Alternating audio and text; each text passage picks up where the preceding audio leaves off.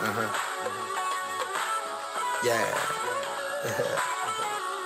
Yeah. About time I got a little shine. I'ma let the world know about this town shit. Like when I had peas. All right, guys, we're back. It's a new episode, week 8 review. And it was a good week. We had a win over the Cleveland Browns, 16-6. Great win in a very, very terrible weather. Definitely showed a lot for the Raiders, and they basically dominated this game. I know it doesn't seem that way with the score, but it was a lot of domination in this game. So make sure you guys hit the subscribe button here. If it's your first time here, hit the subscribe button. If you're a loyal subscriber, we appreciate you guys for listening every single week. You know what to do. Hit the subscribe button. Follow me at the Mark John NFL. All right, and then go ahead, follow BD Williams at BD Williams 18. So it's Marcus Johnson, BD Williams. We are taped online. So hope you guys enjoy this episode. Like I said, hit the subscribe button, and it was a good week. So I mean, we got some good offensive performances. I mean, for the running game, there wasn't really much for the passing game. I mean, but the conditions were nuts, so there really wasn't Terrible. Yeah, it was terrible. It's nothing really you expect, but we did see the Raiders have an element and got the run game going again, and the line was possessed. So it was definitely a great game for the running game. They basically dominated up front. And then what did you see, VD? I mean, I know we talk about scheme on this channel. Mm-hmm. We talk about X's and O's. We talk about technique. Okay, but the biggest takeaway from this game was just the fight. Like the will to win, and going on the road first of all, and then you're playing in a terrible conditions. So I'm super impressed by the way that they gutted this one out. Gotta love that. As a fan, I really don't care about the box score stuff. A win is a win, A, and B, when you have a team facing the kind of adversity, like left or starting right tackle goes out. Hopefully, Trent Brown's feeling better. Mm-hmm. He might not even be able to play this year. Like he had an embolism. Like that's not something that many people would just shake back and play at a high level. So who knows? Yeah. But like they faced that hours before the game. The conditions that they were in, and the Raiders found a way to win it. Gotta love that if you're a fan.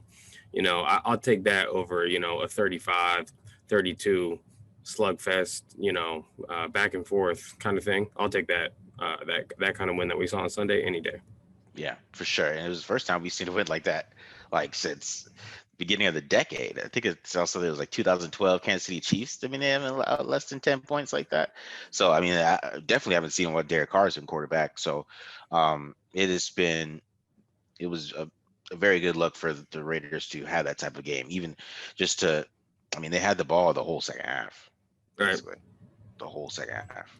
Yeah. I mean, the Browns didn't have the ball. I mean, so the Browns they had to make the most of their possessions, and they didn't. So I mean, that was basically the whole game. Soul crushing drives on offense. You love to see that as a defender, defensive coordinator. Anyone on the defense, your offense is out there for like 10 minutes at a time. Oh baby, that's what you want to see. If anything, they're probably getting worried about staying warm. Honestly, in that, Yeah, that's true. We talked about this. The conditions were going to play a big factor in the game, and they did. Yeah. Mm-hmm. And it's not about the temperature. Okay, it's not about the temperature. It's about the wind. What was going on with the wind? It was about the precipitation coming down. Okay, and I mean I'm from California, but I played college football on the East Coast, and I remember the first time that I had to practice, and it was like sleet, snow, rain. That like in the 30s, but it was like coming down hard on you, and you didn't, you know what I'm saying? The wind. It was literally, I remember to this day, the most miserable practice of my entire life. Never been in anything like that. I will always remember how cold I was, just getting soaked out there, And I played and practiced in the snow on the East Coast. Yeah. I played and practiced in like super cold weather, but there was no precipitation. You take all that over those kind of conditions that the Raiders were playing in any day. Those are really the worst conditions for football. I know. You know what I'm saying? Yeah. And so it played a huge factor in the game. both sides had to play through it, right? Mm-hmm. The Raiders ended up making less mistakes, having better execution in that weather in those conditions. So yeah, I'm impressed. I'm impressed by both sides what they're able to do, but it would have been a much different game if that wind wasn't whipping around like it was, and if the precipitation wasn't coming down like the way it was. I mean, that really was the biggest factor for both sides in the game, Yeah, for for sure. sure, for sure, for sure. All right, man. Let's go ahead and get into it. Go ahead, start with this defense. Show us what happened with their performance. A lot of people are kind of like, oh, the defense is back, but I'm Well, not. yeah, we'll talk about it. We'll talk about it here. Okay. Okay, so first, I gotta start with Jonathan Hankins. I gotta give my man love here. Okay, when you're playing against a team that likes to run the ball the way that the Browns do, okay, Jonathan Hankins is invaluable. And now I was talking about it last time about how they were running hurry up. The Buccaneers were running hurry up to keep Jonathan Hankins in the game on passing downs. Okay, Mm, so hopefully people didn't think I was trying to disparage my man Jonathan Hankins here. But when you're playing a team that likes to run the ball like the Cleveland Browns do, having a guy like Jonathan Hankins is invaluable, especially in these conditions. Okay, he led the team in run stops. If he was taking on double teams, if he was reading blocks, whatever it was, okay, he had a fantastic game. Oh, and we also see him dropping into coverage here a little bit, man. Jonathan Hankins, 330-pound dude dropping into coverage. Okay, gotta love it. Look how light he was on his feet last time. Look at this one. He undercuts this route right here, takes away that check down for Mayfield, makes him hold onto the ball, ends up in a broken play. All right, so a lot of love for Jonathan Hankins. He had a fantastic game. Now, let's also talk about Jonathan Abram. All right, the way that he was deployed, he's becoming a chess piece. Okay, the number one chess piece in this defense. People probably already knew that. Let's just talk about it. Okay, so they blitzed him off the edge a lot. And the point of blitzing him off the edge is this is a zone blocking outside zone team, and they like to bootleg off of it, right?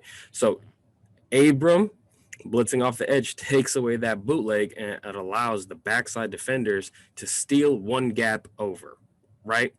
So they can flow to the ball without having to worry about the cutback and the bootleg because Abram's there. And then also when you got a guy like Abram's athleticism, he could also just chase it down from the backside. Okay, so gotta love it. Now, this is an example. They put him as a dime linebacker and blitzed him on a passing down, so not a run blitz. Okay, but this is a 3rd and long blitz, and they blitz him on a passing down. Browns did a good job going to a screen in this situation. Okay, but check out Abram. Okay, his burst, his speed, his acceleration. Okay, to get on top of Mayfield makes him get the ball out quicker than he wanted to, helps stop this kind of play. So Abram's blitzing on rundowns, on passing downs. And then in coverage, what they're starting to do is they're starting to put their linebackers in man coverage on the tight end and the back, and then allow Abram to patrol in the middle of the field as the low hole defender or the rat player in their cover one scheme. Okay, and the point of this, instead of having a linebacker play the rat, you have a safety playing the rat. Okay, now you're having the low hole defender coming from the top down of the defense and being able to break on crossing routes at a different angle than the quarterback is used to. Mayfield wants to go here to the tight end. He sees Abram and goes, okay, I got to check this down. I can't go there, right? Now, people are talking about scheme changes in the week leading up to this. I don't know if I really saw any scheme changes, but I saw a different philosophy of defensive line play. This is the very, very first play of the game. Okay, this is Malik Collins playing 3 technique. Okay, and watch what he does here. He swims, gets the arm over, and tries to get into the backfield, penetrates into the backfield. Okay, so let's take a closer look at this. Malik Collins, in weeks past, he would have just put both hands on this guy and tried to hold him there and build a wall like we talk about. First play of the game, nope, he's just trying to get in the backfield. You see, there is a big difference. Okay, so this is the first play of the game again. It's clear that their technique was going to be different. Okay, this is another example with Carl Nassib. Okay, Carl Nassib again penetrates, gets into the backfield against this pin and pull outside stretch play. Okay, and what happens as a result of him getting this penetration, okay, into the backfield, is he's forcing now Kareem Hunt to bounce this. sooner than the play is designed to do. Okay. And this is really the run lane that they want. Okay. But because Kareem Hunt has to bounce it and can't press the line of scrimmage, he has to go all the way out. Abram kills it. Okay. So it's that kind of penetration now is going to be, it can hurt, it has the potential to hurt this kind of outside zone, especially an outside zone team. Okay. Here's another example. Hurst and Cleveland Ferrell, they're not putting their hands on the guy, they're just getting into the backfield. Now, this is something that could happen. You can get gashed, okay? And if this wasn't called back for holding, that would have been a first down gain. All right, so we see the drawbacks here. Sometimes it works and it causes chaos. Sometimes it opens up gaps, right? Now, let's go back. This is how they used to play the run on first down. Okay. And the reason why Brady had so much time is because these guys aren't rushing the passer. They're not getting penetration. They're trying to build a wall. No penetration here, right?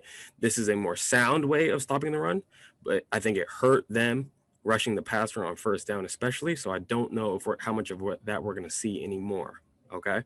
Now let's talk about their dime package. This is the only example really that I can point to that was a difference in scheme for the Raiders. They're going to a dime package right here, and they have 3 corners in the game, 2 linebackers, and now 3 safeties, with Jonathan Abram being in the box as the dime or the dime linebacker, you could say. And we already saw this play. He blitzes on this play, right? The more popular example of this was the final defensive play of the game where Joyner ends up breaking up this pass with Nevin Lawson. Okay, so if we take a closer look at it, all right, this is Abram here. He's playing dime linebacker in the box. This is Amik Robertson, who comes in at nickel corner, right? And then this is LaMarcus Joyner, who's back there as safety on this rep, right? So this is definitely a different way of deploying the Raiders defenders in their dime package, okay? And I think the point of having a guy like Jonathan Abram in the box in these dime situations, you got a better blitzer, okay? You got a guy that you can move around. Is he going to play man coverage? Is he going to drop into zone, right? And it makes the defense, or it makes the offense think about what is this guy going to be doing, right? And the Raiders have only played dime 9 times, but every single time before this game, when they were in their dime package, they had 4 corners out on the field, okay? If we're counting LaMarcus Joyner as corner, he's playing nickel corner, right? And they would sub in someone like Isaiah Johnson or Keyshawn Nixon, okay, to be one of the corners, and then they would play both their safeties back, right? So this is clearly an adjustment, a change that they've made in their dime package. Instead of using 4 corners, they're using 3 safeties now in their dime package and putting Abram in the box. Okay. All right. So, I mean, I think the penetrate thing was the most interesting thing of that. I think them penetrating like that is just very, very interesting to me. And I really hope they continue to do that going forward, especially this week. I mean, they're playing another team that likes to run the ball too, or attempts to, even though they're really not good at it, and they kind of stick with it. So I think but they also, it's another good passing team. So I think the penetrating and all that good stuff is going to be very important coming up this next week. But I mean, what I don't really like about it is, it's not that I don't like the penetrating. I don't like having going back and forth between the defensive line techniques that you want these guys to play. You got to stick with one so that they can, master it and be great at it. Yeah. And you saw them. They disregarded the run completely in the Kansas City game. Got a lot of pressure on the quarterback, and then they went right back to teaching that technique, or having them play the technique on the defensive line where they are holding up the blockers and not rushing the passer on first down. Mm-hmm. And we saw that bite the Raiders in the butt. So you can't flip flop on this. You got to focus on one, do it, and have this be how your defense is structured, right? Because it also makes it tough on the linebackers who are going to fit on the run. If each week you are asking your defensive lineman to play a different technique, now the way that the run is going to get on them is going to be a lot different from week to week as well. So it hurts your linebackers, and I think it hurts your secondary defenders who are trying to come down and play the run. When you're constantly asking your defensive linemen to do different things, you got to just stick with one. So hopefully it's just a wholesale change. This is how they play it for the rest of the year. I would really hate to see them constantly flip flop on this. Okay. Okay. Yeah, because I mean, if they penetrate like that, um, every single week, I mean, that's different than what you're saying. Is when go 1 week and then the next week don't penetrate, and then next week you play like this, and then the following week you play like that. It's got to be consistent. You're right about that. You know, this the steel. We talked about them blitzing off the edge. The Steelers with the slot corner, and it looks like they did that with Abram. So that's super interesting too, man. Just to see them to do that as well, and try to stop those bootlegs. So I mean, maybe the game plan they had was pretty good, and that the Browns offense, um, they were predictable. So um, it wasn't nothing too crazy that that could happen. So for this type of game and the situation, I think they're just a better team. To be honest, let's just keep it real. They're just a better team. So.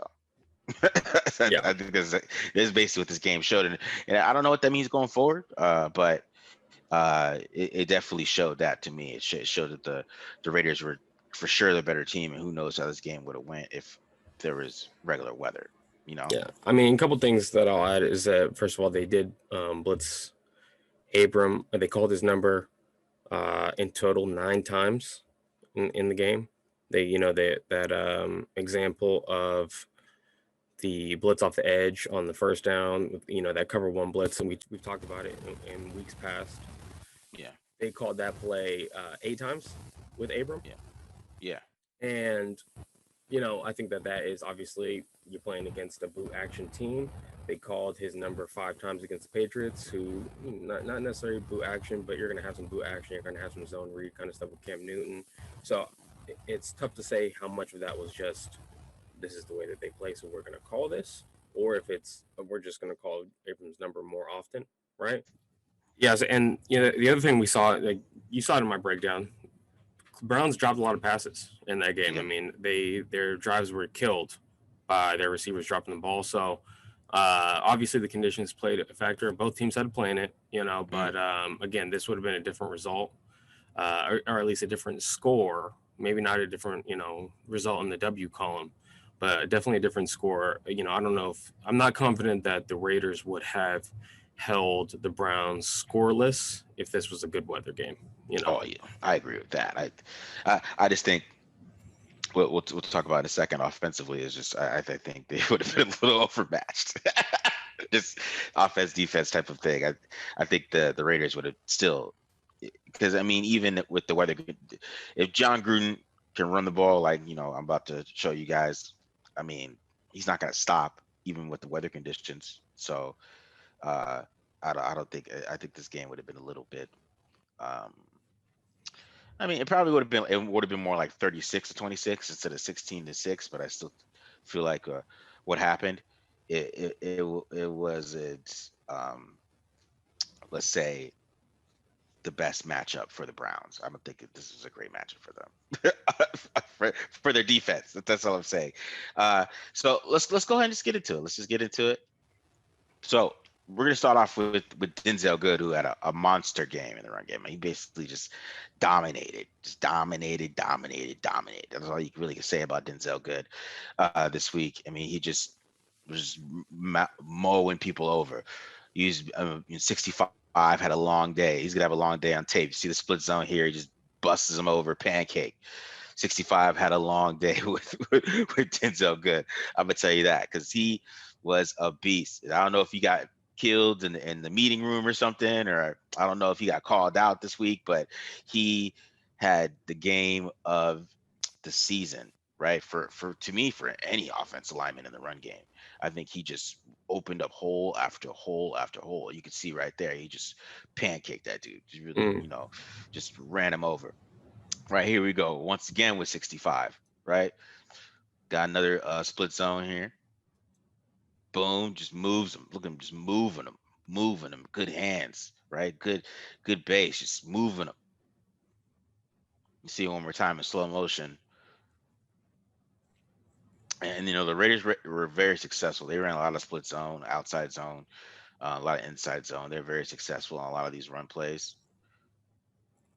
Boom, good hands, moving inside, moving them, right? Good position, like just 65 had no chance. And you could tell the Browns are undersized on their D line, and you could tell, and it really showed this week. They ran into uh, a bulldozer, let's say, because I mean they're so undersized. Look at 54. Like 54 is no, he just no business being in there at Denzel Good, right? And they're about to get ran over, right?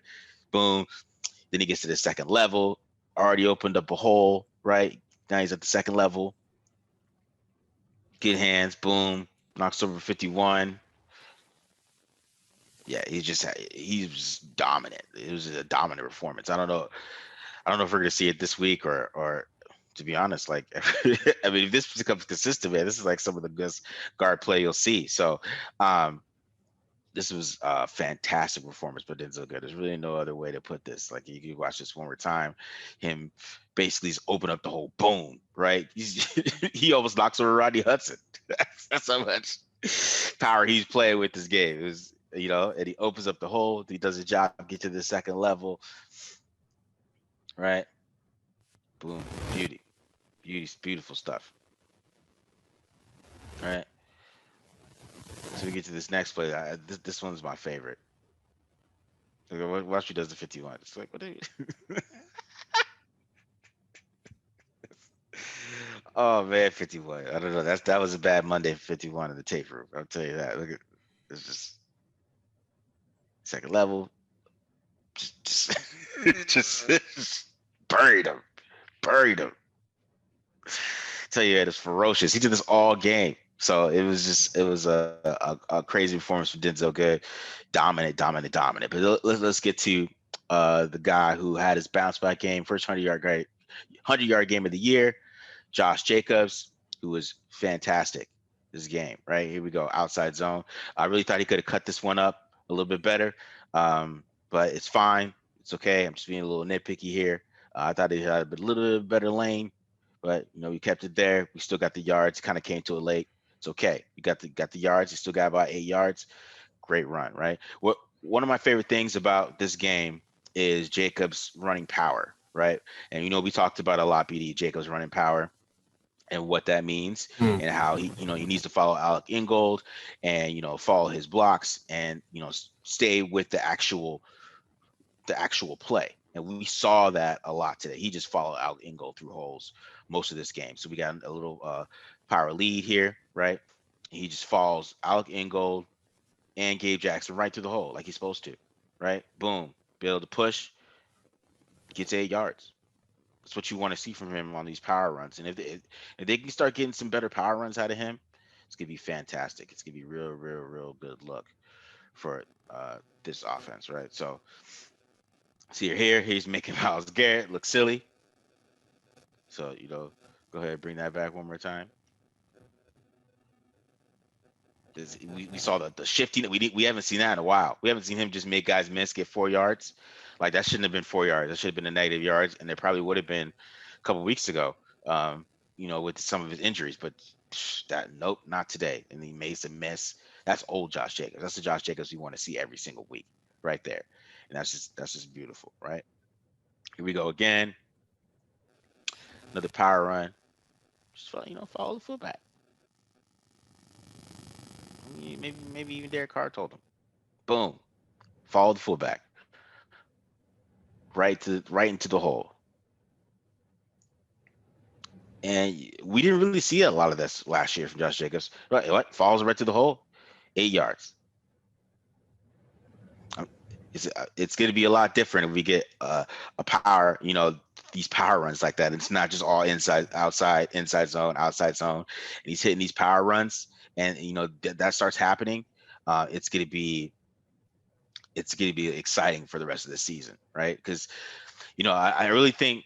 I talked about outside zone a little bit, and I think there's a lot of times these teams are playing the outside zone now, and the Raiders have to switch to some more power concepts, and it's important that this stuff starts happening. And this is him in the fourth quarter just closing this game out.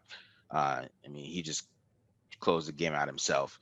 He had 13 carries, 59 yards in the fourth quarter with the lead, closed the game out, right? Win the game. It was an exciting performance from Josh Jacobs. Um, pro- I mean, definitely his best performance of the year. He looked fresh. His best performance since week one. He looked fresh. He looked. He had the division. I mean, like I said, the power runs. That's what got me excited because watching him follow Alec Ingold, like I haven't seen him follow Alec Ingold through holes in a while, and I don't know if that's something maybe the running back coach saw and Vic has been calling out and preaching to him, which I'm hoping it is because just seeing that and seeing him run through those holes, like and not even try to get cute, like he was not trying to get cute to that game, that's what I love. Like just follow Alec, man. Alec's a good fullback. He's gonna get some good blocks. If you follow him through the lane, and you put your head down, you're gonna get 8 yards regardless, or maybe Right. one time you might break one. I mean, as I'm saying, like he was able to just follow Alec to the hole, and Alec Ingold had a good game too. I mean, he was blocking he's blocking his butt off, and he was opening up holes. So the line dominated. It was a good game. The passing game, it when it was way better in the second half than it was in the first half. I think the game plan they came out with, which I'll talk about this, the game plan they came out with was a little weird. So they came out exclusively in 11 personnel the whole first quarter. So all the first drives people saw, it was like it's like they came out to throw and they just didn't think about the conditions, and maybe they thought that they could throw through them. But they came out like with the if they play the Chargers this week, they came out like how they're first 15. And I think what happened is a difference that it's a good thing going forward is that John Gruden adjusted a little bit, and then they went like 12 personnel. They ran 12 personnel 33% of the time. 56% of the times they had two tight ends on the field. So that tells you that which they didn't come out with. I'll tell you that right now. They did not come out with that game plan. So once they came out and they switched it up and went exclusively 12, they were able to move the football at will. Like right, the second quarter on, I mean, I don't think the Browns stopped them, made them punt or anything like that. I think everything else happened based on them. They had they had the Henry Ruggs miss, which caused a field goal, and then they had the drive before halftime, which if they had enough time, they probably would have scored. Then they went down and scored again, and then they should have scored. I don't know why he didn't challenge the Josh Jacobs play, but Josh Jacobs scored. I really think he scored in the third down too. Once you see it from the all 22 end zone angle, I think he scored there too. But he.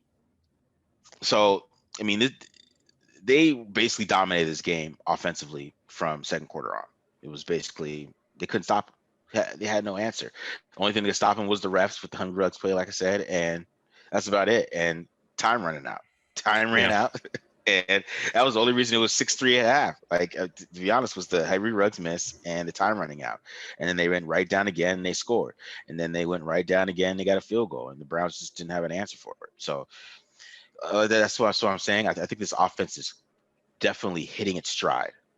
Right, I would say it's hitting its stride for sure, and that's a really good thing going forward because this defense is so up and down. We don't know who's gonna show up this next week. Is it going to be the one that play the Bucks and the Bills, or is it going to be the team that play the Chiefs and the Browns? Like we don't know. We don't know what defense is going to show up. So as long as his offense is consistent and Derek Carr is consistent, and he used his legs a lot, which helped a lot in this game. He converted some third downs, some big third downs running the football. If as long as this offense stays on schedule, and I know the passing games could be, I mean, they're going to be in, sunny California tomorrow, and Sunday, and it's going to be in a dome maybe anyway. So they're going to have a good outlook for their offense going forward, and it's going to be I'm excited for it. So we'll see how the season goes. I think beating a team like this also in this fashion that is 5-2, then that people thought could see as a playoff team or whatever as well. I think it buys well too. We talked about this earlier, probably like one of the earliest episodes of the pod. The way that this offense is built, they could be a ground and pound team if they needed to be, right? They could be a air it out team if they needed it to be.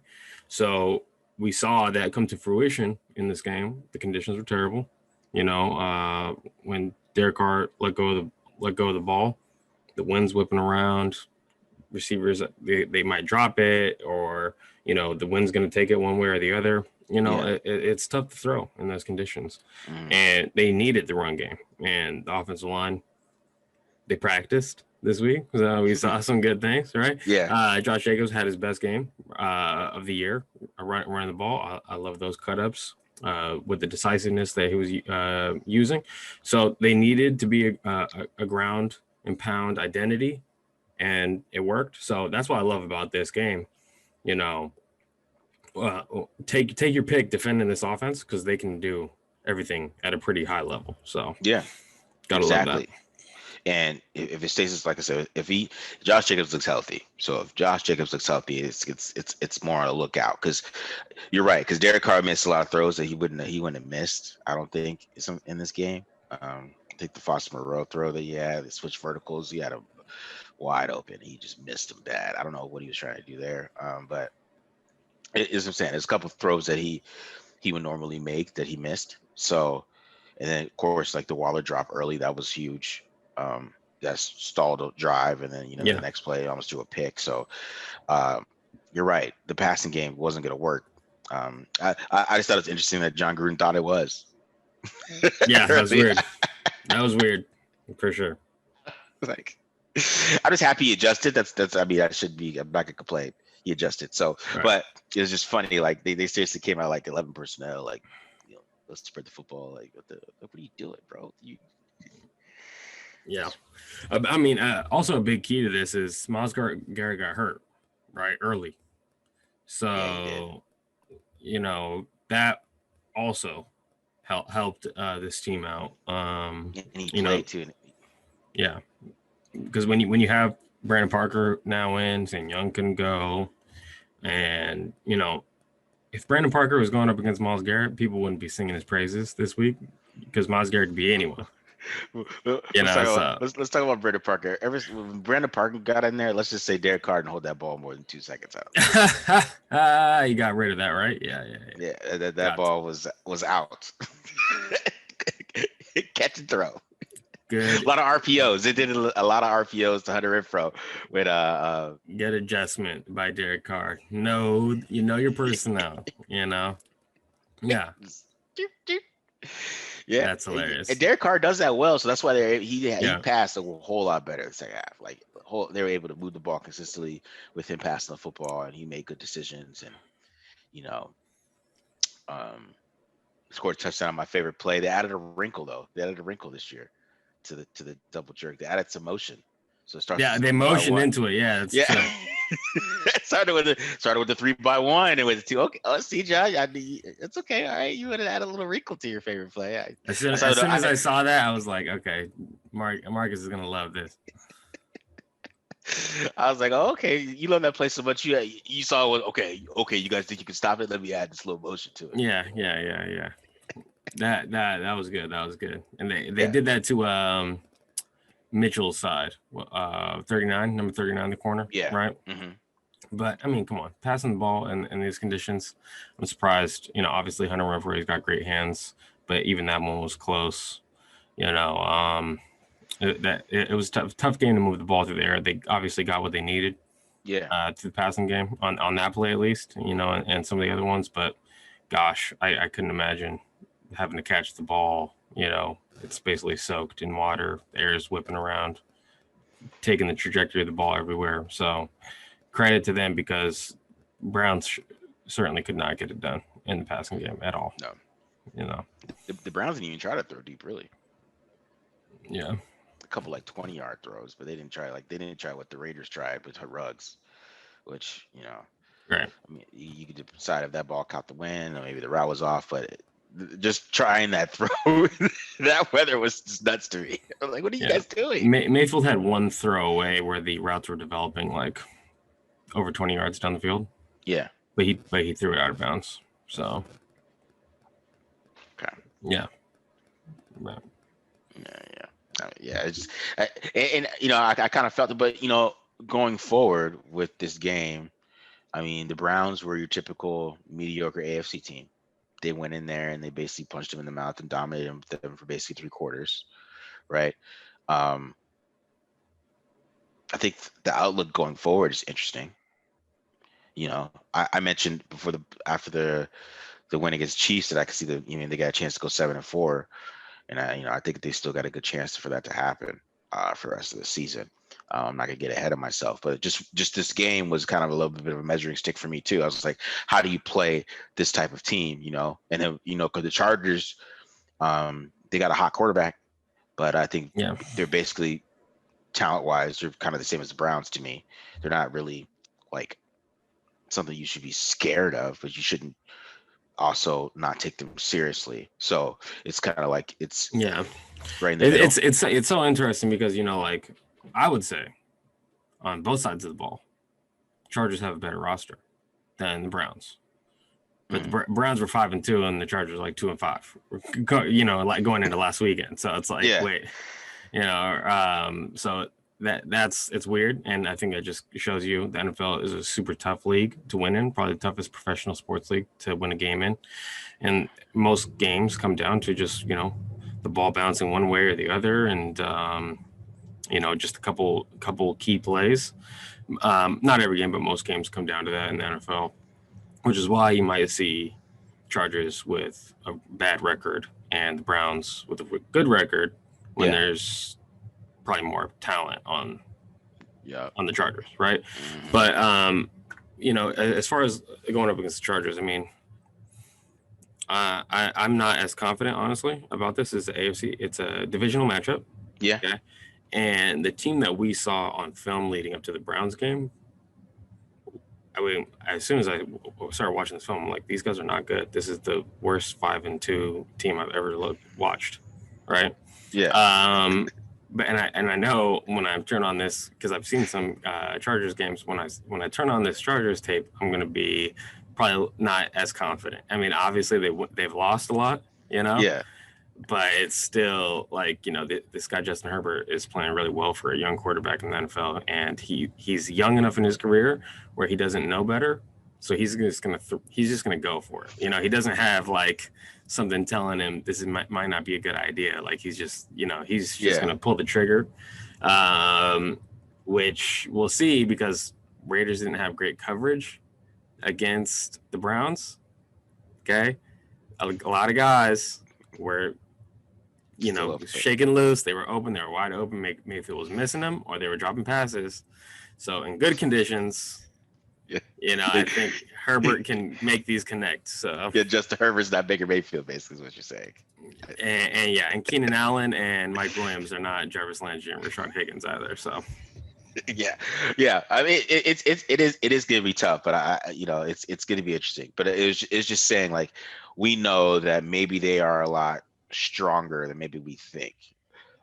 That's kind of like just from the schedule they played, because the Chargers have played kind of almost the same schedule that the Raiders have played. So they played most of the same teams, and I mean they're 2-5. So they kind of been through the same. I mean, they played the Saints, they lost to the Saints. They played the Bucks, they lost to the Bucks. They played some other similar teams, but they got to play the Jags and stuff like that for a couple of their games. So it's gonna be interesting. It's just interesting going forward. The schedule is not like, they always went through like a murderer's row. You know what I mean? Like now they got teams that are either equal to them, or maybe they're slightly better than, and they just got to show up and not turn the ball over and just play good football, and they have a chance to win every single week. So I think that's just interesting going forward. We'll see how they finish. That's just basically what I'm saying. Right. We'll see how they finish. Right. All right, man. So we kind of hit offense and defense. Any last thoughts, Speedy? Any? That's it. I'm gonna, watch how the rest of this day shakes out, and maybe try to put on some Chargers film, get some cut-ups ready to go, but I enjoyed it. It was literally a perfect football weekend for me. Raiders win. That's first and foremost the most important thing. Okay. Won in my fantasy league, Daniel Carlson getting me all those fantasy points, all those field goals. All right. I'm telling you, that's the best kicker in fantasy is Daniel Carlson. But no, it literally couldn't have gone better for me, football wise. But Raiders winning, that's the number one thing. So yeah, and then you get to watch USC lose to ASU this week. So That's gonna be fun. Hey, Slovis is gonna torch you guys. So Slovis is gonna make everyone forget about. So this hopefully Wilson the Raiders guy. have a good Sunday for you, because I mean I think Saturday is that could be as fun. So bro, I'm telling you, it's over for you. Okay, you can be confident right now. Nah, these guys, Tyler Vaughn's, Keaton Slovis. Okay, they got Troy Polamalu's little nephew out there. All right, on defense. Trust me. It's not gonna look good. I won't even say anything when they win. I won't even say. I'm not gonna rub it in. All right. I'm just saying. Hopefully the Raiders have a good Sunday for you. That's all I'm saying. That's all I'm saying. So.